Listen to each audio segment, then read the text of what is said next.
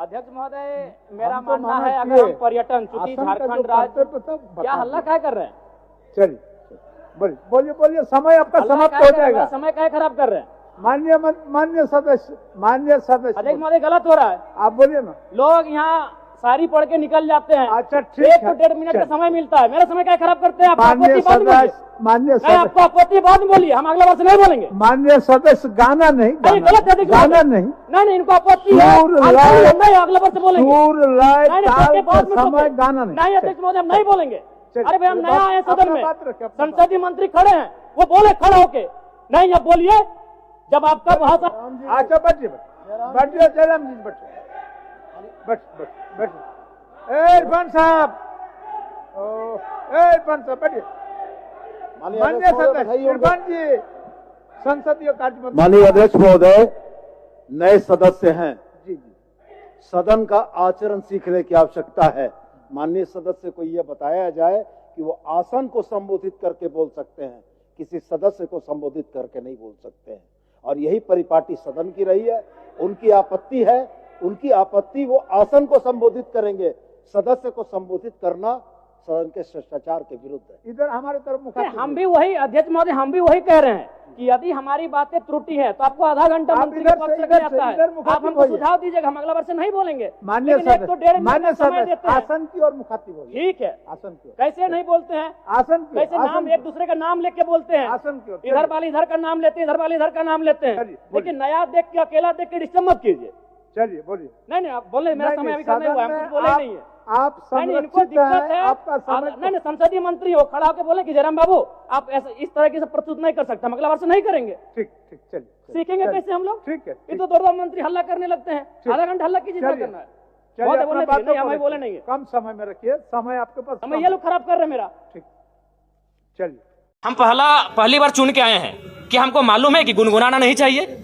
हम किससे सीखेंगे?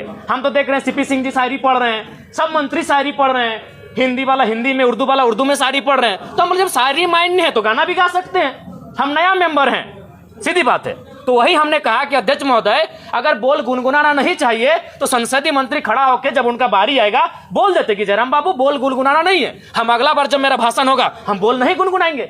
लेकिन ये कहां का तर्क है? 2 का मंत्री खड़ा हो गया है, संसदीय मंत्री तो बाद में 2 मंत्री खड़ा होकर टोक रहे हैं। तो वही हमने उनको कहा कि एक तो आपको आधा घंटा समय मिलता है। अच्छा एक बात बताइए, आदरणीय माननीय मुख्यमंत्री का शाहरुख खान बोल के 4-5 लोग बोले, तब तो आप नहीं बोले कि आप डायरेक्ट किसी सदस्य को नहीं बोल सकते हैं?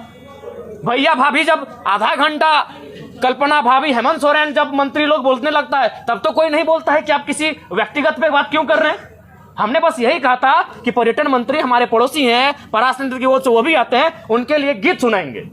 तो ठीक है, डायरेक्ट नहीं बोलना चाहिए, उनको आधा घंटा का समय मिलता है। आप 30 सेकंड बोलते हैं कि माननीय जयराम बाबू नए सदस्य हैं, अगला बार इस बात का ध्यान रखेंगे। फिर अगर हम दोहराते हैं आप टोकते हैं। तो हमने उनको वही कहा, और हम तो भाई इसी पहचान से अंदर आए हैं, तो अंदर भी थोड़ी बख्शेंगे। हमारे साथ हमारे समय में कोई कटौती करेगा, हमारे साथ कोई अगर ज्यादा करेगा तो हम नहीं बख्शने वाले हैं, चाहे वो कोई मंत्री रहे चाहे वीआईपी रहे। वही हमने कहा, बैठिए चुपचाप। आप मंत्री ट्रेजरी बेंच पर बैठिए, चुपचाप बैठिए। आपको मंत्री बनाया गया है काम करने के लिए, ये मीडिया में आने के लिए नहीं। उछल कूद मत कीजिए। हाँ, उनका हम सम्मान करते हैं, मंत्री हैं, माननीय है, लेकिन उनका ये व्यवहार उचित नहीं है। आज ये ज्ञान दे रहे हैं, उस दिन आपका ज्ञान कहाँ था जब आपने इरफान अंसारी जवाब दे ही रहे थे, आपने टोक दिया। इरफान अंसारी जो शायद ध्यान आकर्षण था या अल्पसूचित था या तारांकित प्रश्न था, किसी माननीय सदस्य के प्रश्न का उत्तर दे ही रहे थे, आप खड़ा होकर उनको टोक दिए। उनको सवाल का उत्तर देने देते हैं, उसके बाद आप कहते हैं कि ऑब्जेक्टिव टू ऑब्जेक्टिव होना चाहिए, एक्सप्लेनेशन नहीं। तब आपका संसदीय, अरे भाई नया चूंकि वित्त मंत्री जी अभी इलाज के लिए गए हैं, संसदीय मंत्री, इनको प्रभार मिला है, तो हमारे बड़े भाई माननीय भी उछल कूद करने लगे हैं, अपने आप को सदन से ऊपर ये लोग समझने लगे हैं। और खैर इरफान भाई साहब का तो आदत है, उनको भाई मीडिया में बने रहने के लिए उछल कूद करना जरूरी है। क्यों लग रहा है ऐसा, क्यों हो रहा है? आप एक अपने दल जी के अकेला आसपास, बिल्कुल वही कारण है, उनको वही कारण है कि पूरा राज्य जयराम महतो को सुनता है।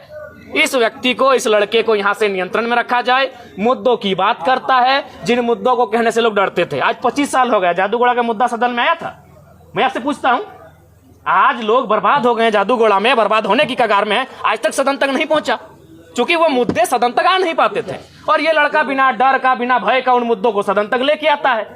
तो इन लोग हालत खराब है हमसे। और बोलते हैं कि नहीं डायरेक्ट आप किसी सदस्य को नहीं लेकर सकते। कैसे नहीं होता है जी? इसी सदन में लोग हिज डॉट डॉट, हम नहीं पूरा बोल रहे हैं, बोल के पार हो गए, लो डॉट डॉट बोल के पार हो गए इसी सदन में। तब इनकी ना मर्यादा कही गए थे, हमें झारखंडी गीत सुनाए तो इन लोगों पर परी लग गया भाई।